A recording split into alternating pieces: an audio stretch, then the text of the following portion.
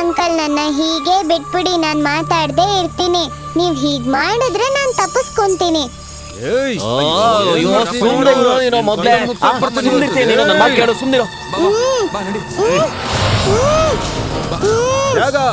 ಅವಳನ್ನ ಕರ್ಕೊಂಡೋಗಿ ಹಿಂದೆ ಕಟ್ಟಕಯ್ಯ. ಅವಳಿಗೆ ಇವತ್ತೇನು ಕೊಡ್ಬೇಡಿ. ಹಾ, ಇದೇ ಕರೆಕ್ಟ್. ಸರಿಯಾಗಿ ಹೇಳಿದೆ ನೋಡು. ಸ್ವಲ್ಪ ನೋಡ್ಕೊಂಡು ಹುಷಾರ ಕಟ್ಟೋ, ತಪ್ಪಿಸ್ಕೊಂಡು ನೋಡಿದ್ರೆ ಕಷ್ಟ.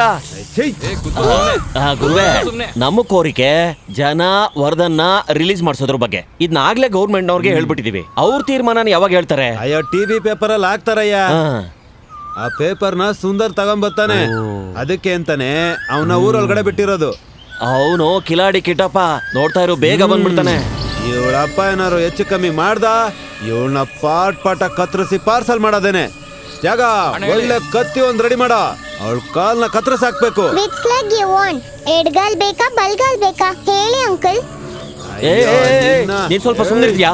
ನಾಳೆ ಗೌರ್ಮೆಂಟ್ ನವ್ರು ಬಂದು ನಮ್ ನಾಯಕರಾದ ಜನವರ್ಧನ್ನ ರಿಲೀಸ್ ಮಾಡಿದ್ಮೇಲೆ ನಾವು ಈ ಹುಡುಗಿನ ಬಿಟ್ಕಳಿಸ್ಬೇಕು ತಾನೆ. ಲೇತಾಗಿ ಆ ಹುಡುಗಿನ ಸ್ವಲ್ಪ ಹುಷಾರ ಕಟ್ಟಪ್ಪ. ಗುರುವೆ, ಆ ಪೇಪರ್ನೆಲ್ಲ ಸುಂದರ್ ಸ್ವಲ್ಪ ತರೋವರೆಗೂ ನೀವು ಸ್ವಲ್ಪ ಸುಮ್ಮನೆ ಇದ್ರೆ ವಾಸಿ.